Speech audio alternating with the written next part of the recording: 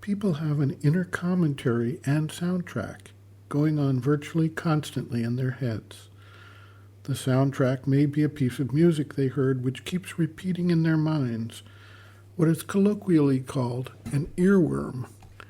It may also be something of far less enjoyment, such as a constant ringing in the ears, tinnitus, that can drive people eventually to distraction, disrupt sleep and rest, and make the individual tired and irritable. With respect to the inner commentary or dialogue, there is an evaluation process that goes on for everything that occurs around one. There are judgments, reactions of anger or jealousy, which are not necessarily expressed outwardly, but which are, nevertheless, sending thought currents through the brain, perceptible to the mind. Sometimes these thought currents begin to make suggestions for how one should act or what one should do.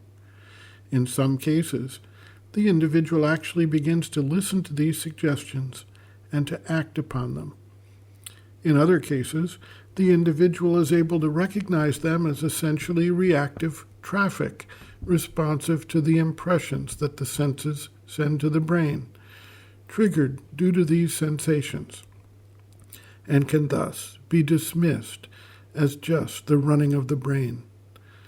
For those who have taken up a spiritual sadhana, there is generally a time when they learn meditation or practice concentration, mindfulness, or creation of Zen mind, which is quiet, aware, receptive, but non-reactive. They are encouraged to observe these thoughts, but not to let them carry one's attention off. This is a difficult process at first, made easier with regular practice. The sadhak is not thereby immune to such thoughts or feelings running through his mind. Ideally, he is able to distance himself from them and observe them without attachment or involvement. However, when there is some obstacle, weakness, or failure, the thoughts come, whether in the form of self-doubt or a form of skepticism about the path or one's ability to follow it, or in the divine aid. Just as with any other of these various processes, the sadhak is asked to distance himself from them. Sri Aurobindo adds another method to the tools available to the sadhak in the form of substitution. When thoughts of failure or weakness arise, the sadhak is asked to replace them with thoughts of the longer-term trajectory and the support of the divine. One can recall Sri Aurobindo's dictum that he who chooses the infinite has been chosen by the infinite. When we remove the ego personality from the center of this equation, we see that we need simply accept that the divine has found a readiness in the individual and has chosen him for this path. Thus, the success or failure is not in the individual's hands, but in the grip of the divine. This leads to an attitude of patience, perseverance based on aspiration, and a sense of grateful receptivity.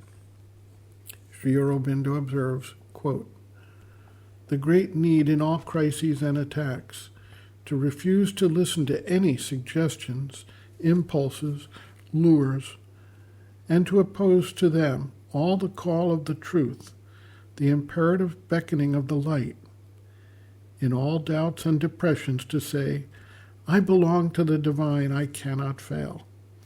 To all suggestions of impurity and unfitness to reply, I am a child of immortality chosen by the divine. I have but to be true to myself and to him. The victory is sure. Even if I fell, I would rise again.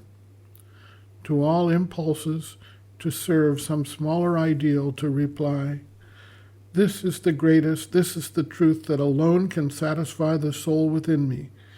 I will endure through all tests and tribulations to the very end of the divine journey. This is what I mean by faithfulness to the light and the call." End quote. Reference, Sri Aurobindo and the Mother, Looking from Within, Chapter 4, Ordeals and Difficulties, pages 97 to 98.